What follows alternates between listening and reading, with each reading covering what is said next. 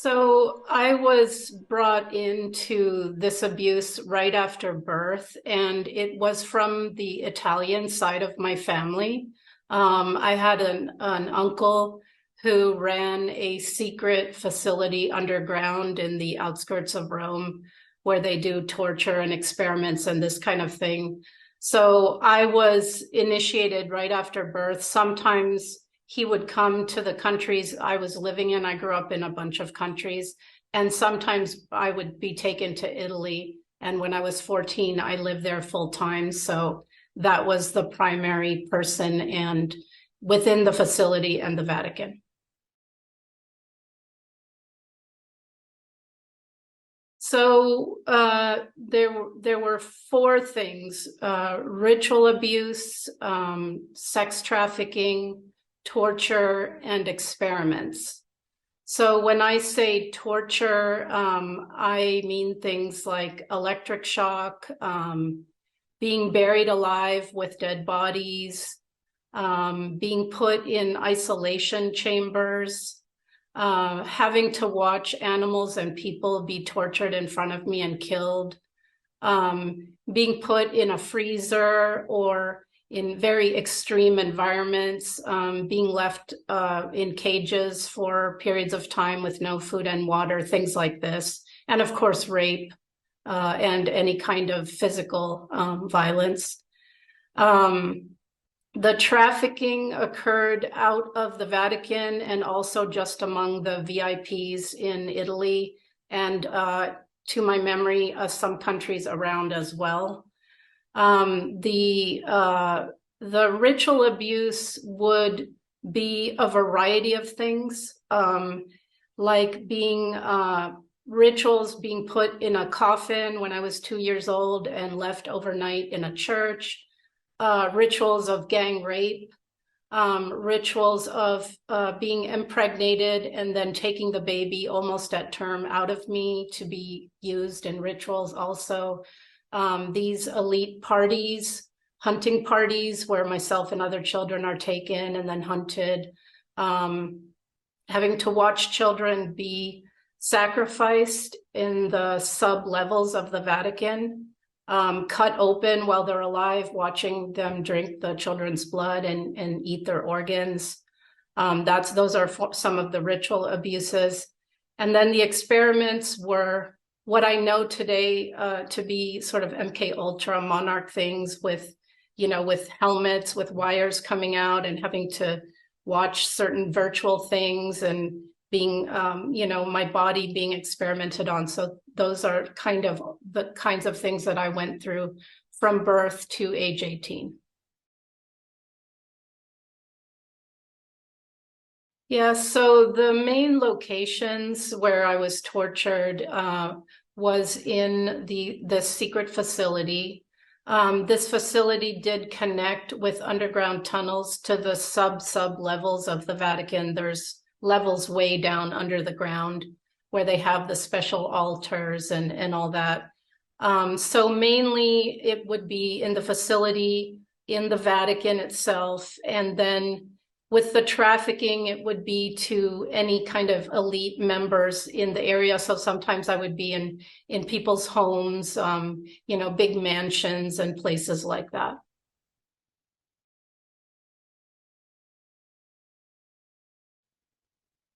So in my case and in many other people's case, they start right after birth. So you don't really have a choice when you're that young.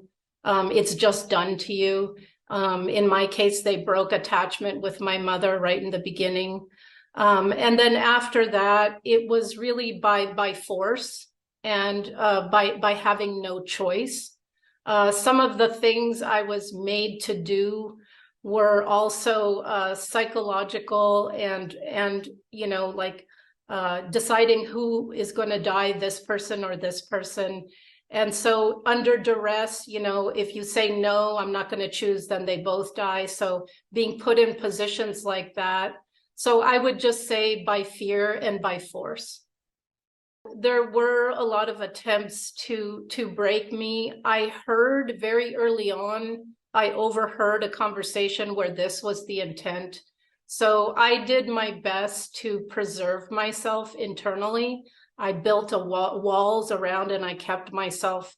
I always had the idea in my head that, you will not destroy me, because that's what I understood. But yes, every attempt was made with technology, with torture, and because during the torture, I would dissociate and split, but I never did split into distinct personalities. So later, when I did my healing work, I was able to integrate what I call the different parts of me that existed.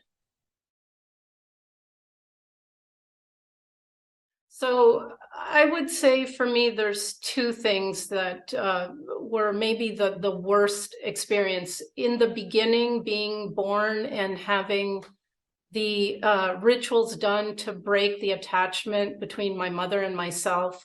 So I never had, so my mother was not able to take care of me. And in fact, she had alters, so she would become quite violent. So not having a safe, loving bond with either parent is something that still affects me today.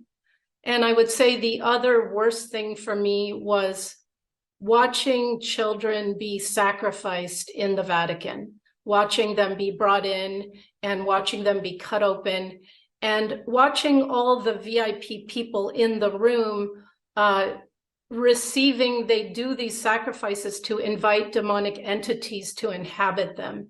And I was able to feel and see these entities also.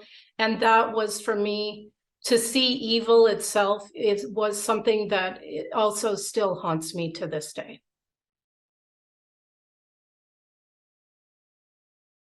Yeah, so the reason that I have given testimony of my experiences, and I'm doing so here as well, is because every day right now, as we're talking, children are being put through these things, and this has to stop. And so these people, these psychopathic, pedophile, Satanist elites, they have succeeded with secrecy and deception. So when we begin to give testimony and tell our stories and tell the truth of what is actually being done to children, then we have a hope of ending this forever. And the other piece I will say is everything they've done to us, on some level, they have done to the whole of society. And so, for example, they have done global satanic rituals like 9/11 and COVID. And so we all need to understand the way that we are being managed and traumatized and dissociated and mind controlled, so that we can heal ourselves, we can come together, and we can say no, and we can go forward and create a way forward that is good for all life.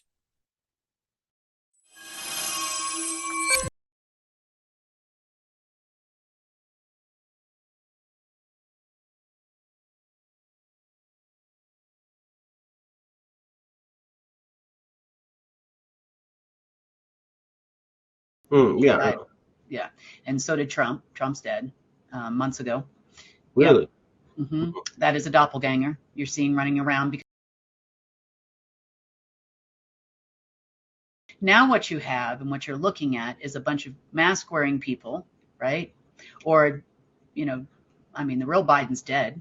Yeah. Right. Yeah. And so did Trump. Trump's dead months ago. Really? Mm-hmm. That is a doppelganger you're seeing running around because the family is making too much money on rallies. That's what the family has said directly.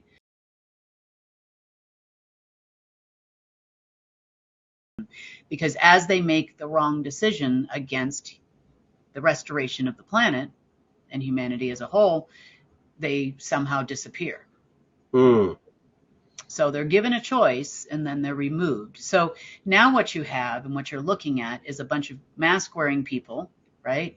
Or, the real Biden's dead. Yeah. Right. Yeah.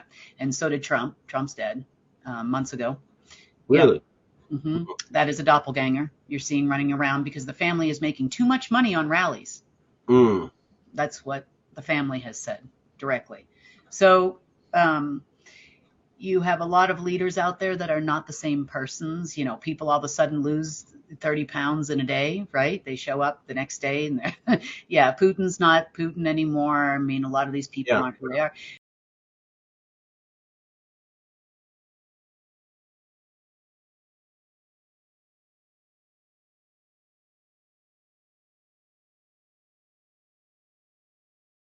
But at the end of the day, I believe the real Trump will prevail. And what's happening, though, is that the secret Space Force has to reach a deal with the Chinese to make this happen. And the Chinese are asking for a lot of the technology that the secret Space Force has been keeping to itself, such as anti-gravity and supposedly mid-beds and other things available in exchange for new financing. And this is what's holding it back. But I believe when that deal is reached, we'll see an end to this short, fake Trump who's, doing nothing but provoking people and putting out incredible lies and passing a bill that would hand over control of the U.S. government to AI. I mean, it's all just obvious nonsense. The only good thing I can say about it is that it's got to the point where they can't hide it, and it's on all the media, not just what used to be called the alternative media, which is now actually the mainstream media. But to conclude, at the end of the day, I believe the real Trump will take charge. Right now, this group and the U.S. Space Force has backed off the regime in Washington, D.C. because they know it's about to implode. It brings out to the mainstream what I've been saying for a long time, which is that there are two Trumps. They contradict each other. They're controlled by different factions, and it's not real. But there's going to be more of this public repeating of the same old garbage day in, day out until real progress is made. So I hate to say this, but a lot of the news these days you should probably ignore. Suddenly, the real Trump disappeared and the fake Trump sort of came up with this big, beautiful bill that would instantly increase the U.S. deficit by another $5 trillion. And if you look at the details, it also basically puts an artificial intelligence in charge of the U.S. government. I mean, this is getting really weird. And this prompted Elon Musk to put out a kill Bill, kill the bill type of tweet.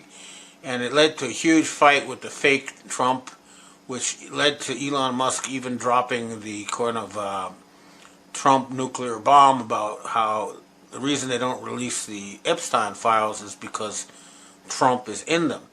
Like I've said before, they do have videos of the fake Trump doing all this kind of stuff. Now, I've been told from before that Elon Musk is a spokesman avatar for the National Reconnaissance Organization, and he's also supported by the P3 Freemasons. So it looks like these P3 Freemason types have broken with the Chabad Lubavitch Start World War III types. And this is what we're seeing with this Musk thing and this Trump thing. The avatar of King Charles came to the Canadian Parliament and basically said that Canada is terra nullius, which according to international law means anyone can claim it. So the complex negotiations are taking place behind the scenes, and we expect them to continue. But at the end of the day, Russia is going to take over Western Europe. And, this is not, I'm just describing the world as it's actually happening, not trying to editorialize, but just explaining the reality. But it's important to remember that the United States has been a rogue nation controlled by a cult that wants to kill 90% of humanity. They've been responsible for tens of millions of deaths since the end of World War II. They've been caught spreading diseases and murdering children in industrial quantities. This is all proven now. And constant warfare. And these people who were involved are fighting for their lives because they know they are mass murdering war criminals, starting with Zelensky, or should I say the people who use the actor Zelensky as their front, and going right down through the gamut. It's all going to happen.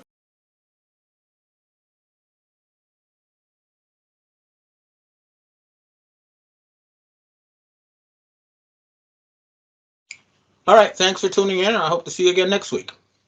Back to Doe just for a second. Earlier, the subcommittee headed by Chairman Marjorie Taylor Greene, her and her staff discovered $2.7 trillion in improper payments to Medicare, Medicaid, overseas, to people who should not have gotten it. Some of this room might have missed that press conference. Can you elaborate on what the president is thinking at this point? Well, again, that's another example. There's a very long list of the fraud, waste, and abuse that DOGE is identifying on a daily basis. Elon Musk also talked about yesterday about Social Security payments that are going out the door for people who are no longer with us, unfortunately. I would say that is certainly fraud. There's also a lot of contracts they've identified that, just as a hypothetical example, are $1 million, but only 500,000 went out the door. So where's the rest of that cash? And so that's the thing. Those are the things that DOGE is working on every single day. And I would just remind everybody in this room, this is what President Trump campaigned on doing. He's delivering on a promise that 70.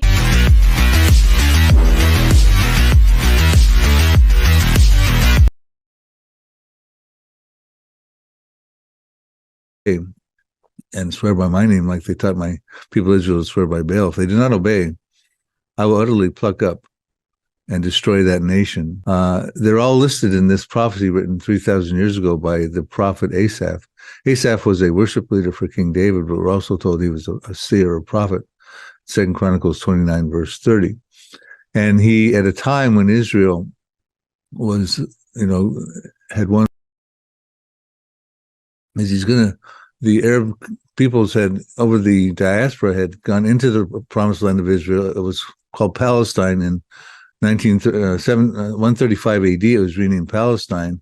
Never was really a country. It was always loosely defined borders, depending on whoever controlled the area.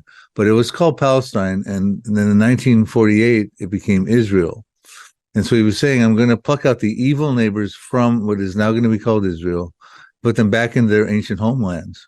And I'm going to pluck the Jews out who were living in some of those Arab countries there, lands, and bring them back into what is now going to be called Israel. So we saw that happen in 1948. Now, what he had to do, the Ottoman Empire had controlled the Middle East from 1517 to 1917. There could be no Arab states or Israel with them having control over that area. So in World War I, they got defeated, the Ottoman Empire, the Turks. And all of a sudden we find in the 20th century, the Arabs starting to get their states back. So for instance, Egypt was 1922, got its statehood. Saudi Arabia and Iraq were 1932. Iran, formerly Persia, was called Iran in 1935. Lebanon, 1943, Jordan and Syria, 1946, and then along comes Israel, 1948. So we see that they're all listed in this prophecy written 3,000 years ago by the prophet Asaph. The Arab states got their statehood. This is a sovereign act of God. He said he would put them back into their lands. I'll continue to read these verses and show you how that plays out. Yeah, now,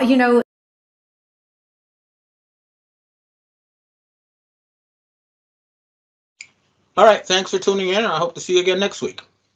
Back to Doe just for a second. Earlier, the subcommittee headed by Chairman Marjorie Taylor Greene, her and her staff discovered $2.7 trillion in improper payments to Medicare, Medicaid, overseas, to people who should not have gotten it. Some of this room might have missed that press conference. Can you elaborate on what the president is thinking at this point? Well, again, that's another example. There's a very long list of the fraud, waste, and abuse that DOGE is identifying on a daily basis. Elon Musk also talked about yesterday about Social Security payments that are going out the door for people who are no longer with us, unfortunately. I would say that is certainly fraud. There's also a lot of contracts they've identified that, just as a hypothetical example, are $1 million, but only 500,000 went out the door. So where's the rest of that cash? And so that's the thing. Those are the things that DOJ is working on every single day. And I would just remind everybody in this room, this is what President Trump campaigned on doing. He's delivering on a promise that 70